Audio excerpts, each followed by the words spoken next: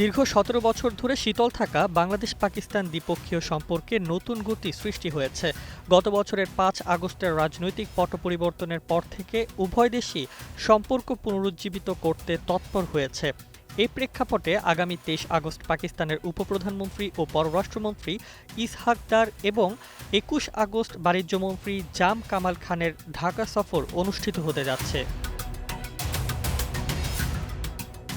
এই উচ্চ পর্যায়ের সফরগুলোর মাধ্যমে দুই দেশের ৪টি সমঝোতা স্মারক স্বাক্ষরের দিকে এগোচ্ছে, যার প্রধান লক্ষ্য মূলত অর্থনৈতিক সহযোগিতা, বাণিজ্য সম্প্রসারণ এবং যোগাযোগ ব্যবস্থার উন্নয়নের উপর। পাকিস্তান বাংলাদেশের বাজারে হালাল মাংস রপ্তানি, পোশাক শিল্পের জন্য কাঁচামাল সরবরাহ এবং কৃষি পণ্যের বাজার সম্প্রসারণ করতে আগ্রহী। অন্যদিকে বাংলাদেশ পাকিস্তানের বাজারে নিজেদের পণ্যের প্রবেশাধিকার বৃদ্ধি, বাণিজ্যিক বাধা কমানো এবং বিনিয়োগ আকর্ষণের উপর জোর দেবে। ওয়ালটন এখন দেশের সীমানা পেরিয়ে পৌঁছে গিয়েছে ৫০টিরও বেশি দেশে। ওয়ালটন, ঘরে ঘরে বিশ্বজুড়ে।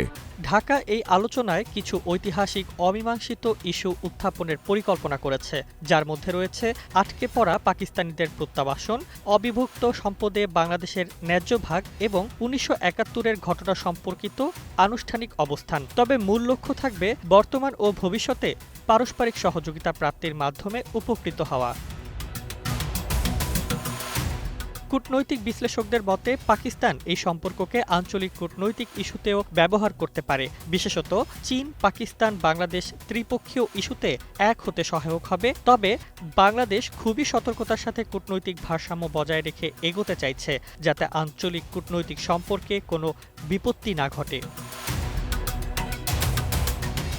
প্রধান উপদেষ্টার প্রেস সচিব মোহাম্মদ শফিকুল আলমের ভাষ্য অনুযায়ী বাংলাদেশের পররাষ্ট্রনীতি প্রো বাংলাদেশ অবস্থান থেকে পরিচালিত হবে এবং তারা সার্কের মতো আঞ্চলিক সংগঠন পুনরুজ্জীবিত করতে অগ্রণী ভূমিকা পালন করবে। এই সফরগুলো বাংলাদেশের আঞ্চলিক কূটনীতির অংশ, যা ভারত, পাকিস্তান ও নেপাল সহ এশিয়ার অন্যান্য দেশের সাথে সুসম্পর্ক বজায় রাখার যে কৌশলগত সিদ্ধান্ত তাকে প্রতিফলিত করে।